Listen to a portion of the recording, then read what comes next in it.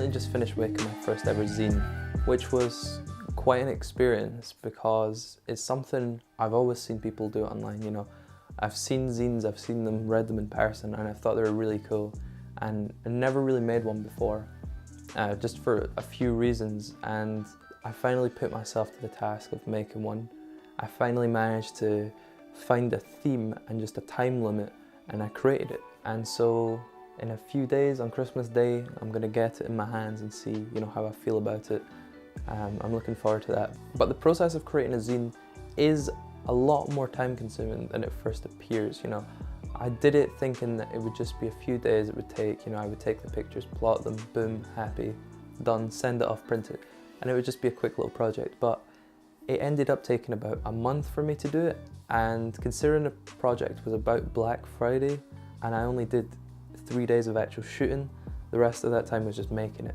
Now, it's maybe not the best zine in the world, but it is my first and I'm happy with it. I would have changed some things on it, but I also know that I would just spend forever on it. So I felt like I had to have a time limit because, you know, without a time limit, I would just not know which direction to go, because I find it quite hard trying to box in my photography to one, you know, theme or idea or project. So I thought it was a good exercise for me to do as well, just to start just focusing on one project at a time.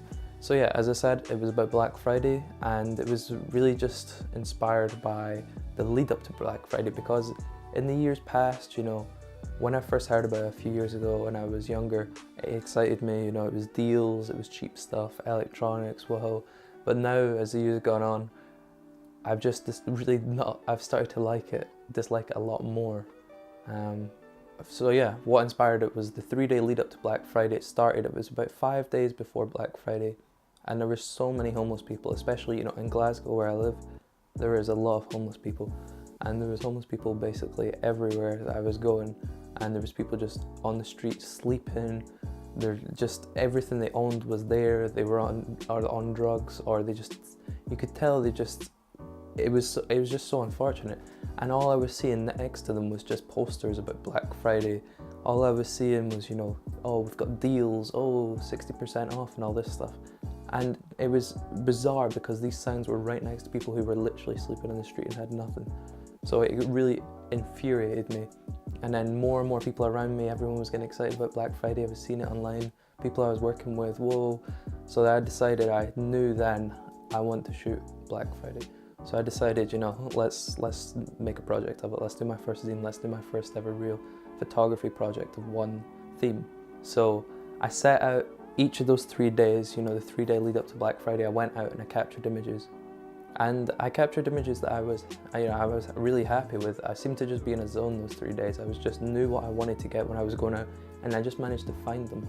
I got some good shots. I do feel, you know, there was part of me that didn't like it because I was taking pictures of, you know, homeless people, but I wasn't doing it in a bad way or not intentionally, you know. I was doing it just getting the shot, and then I was putting money in as well, but I didn't do it in a way to make them seem less. I did it in a way that they are equal, but they have less. Then it got to Black Friday, and Black Friday I was working the whole day, so the actual day of Black Friday, only 2 pictures in the zine I think are actual Black Friday, but it was ridiculous. It was so busy on Black Friday, and all I was hearing to people at my work were just like, I need to go get these deals, People were just walking about with like 6 bags of like Nike trainers and that, and I was like, these aren't deals.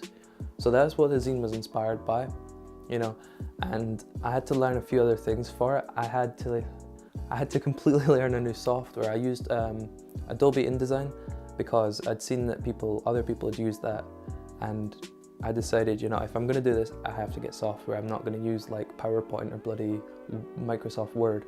I need a software that's made for graphic design. So I learned Adobe InDesign, very basics, very, very basics. You know, I knew that the zine had to go in pages of 4, like 4, 8, 12. I had to go in those sort of multiples. I decided on a size. I still haven't got the zine yet, so I don't actually remember because it's sent off.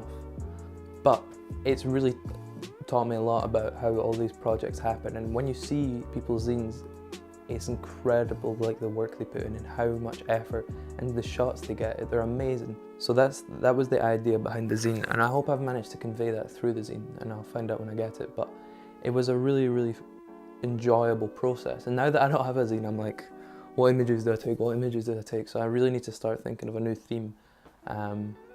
I feel like all my themes, because I love street photography, I feel like so many of my themes are going to do with consumerism and just all this kind of stuff. So I need to try and stay away from that, because I would just do endless zines on that.